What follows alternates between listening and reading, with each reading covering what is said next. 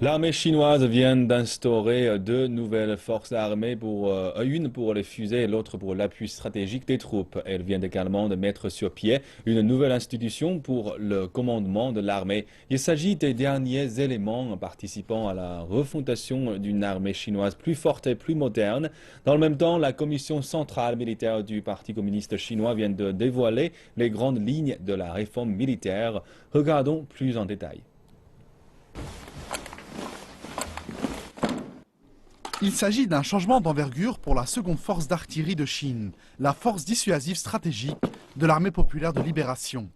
Elle a été officiellement renommée Force des fusées de Chine, faisant ainsi de l'APL une force commune regroupant l'armée de terre, la marine et l'armée de l'air.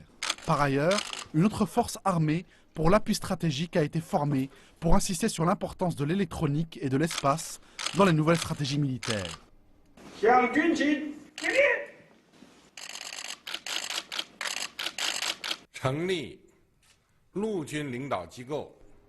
La formation de la nouvelle force armée des fusées et de la force d'appui stratégique est une décision majeure prise par la Commission centrale militaire pour réaliser le rêve de la refondation d'une armée forte et moderne en Chine.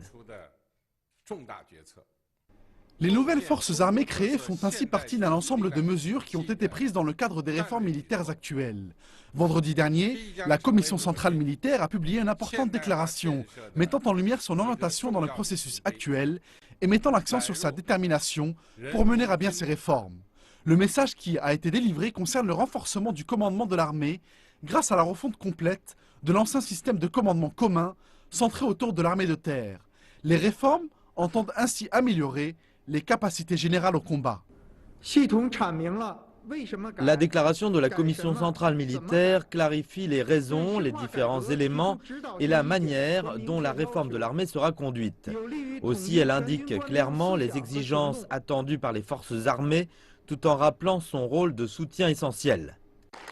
Les grandes lignes des plans pour la réforme militaire avaient été annoncées au mois de novembre dernier, au moment où Xi Jinping s'était engagé à mener à bien la refonte globale avant 2020. La déclaration de Xi Jinping indique que les 7 zones de commandement militaire seront transformées en plusieurs zones de combat, afin de mieux coordonner les opérations communes.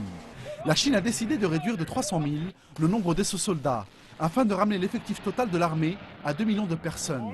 La Chine entend ainsi mettre sur pied un système militaire moderne, potentiellement capable de gagner une guerre basée sur l'information. Plusieurs experts estiment que la réforme militaire chinoise représente un défi de taille pour les dirigeants actuels. La réforme globale annoncée transformera ainsi profondément l'armée et le paysage de la sécurité de la Chine.